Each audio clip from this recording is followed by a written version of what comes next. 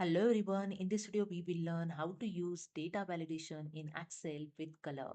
So let's start this my Excel, and here you can see I have employee list and department name. So here I'm going to use the data validation to create a drop down list. So let's start. So simply select the range of cells. So I select here the department column and go to the data tab. In data tools have a data validation option. Just click on this drop down arrow and click on the data validation, and here you can see the one dialog box is open, data validation. Okay. In the first tab, settings and validation criteria, in allow, select the drop down arrow and select here the list. Then in source, select the arrow, click on this arrow and select the range of list. So this is a department list. Okay, I just select here and click on the arrow in and click on OK, and that's it. Here you can see when I click on the cell, the drop down list is showing. You just simply select and you can add here department of any employee. Okay, so this is the way you can add the employee department name. Okay, now I want the different color it, with every department. Normally people just select the department and use the color, then select the HR, use the different color. But here I show you the automatically apply the different color as per the department. Okay, so every department have a different color will set by using the conditional formatting. Okay, so simply select the range of data.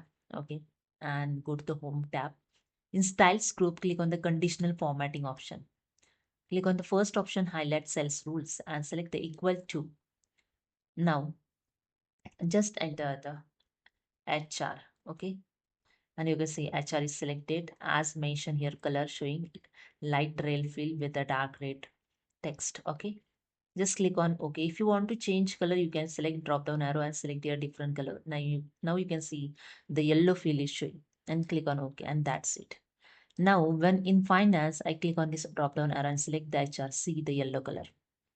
Same for another department, same as select the entire list. Again, go to the conditional formatting. Okay, in highlights and cells rules, click on the equals to option and now enter the different departments. So I enter here the IT. Okay, and click on this drop down arrow and select your color those you want. So I just select green, see the green color and click on OK. Same for other department, you can select the color, different color also. Again, go to the conditional formatting, highlights in equal to, and I enter here the marketing. Okay. Oh, sorry. Enter here the marketing.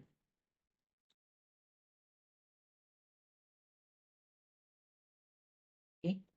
Market. See here, color is showing light red fill with the dark. So I set this color. Okay.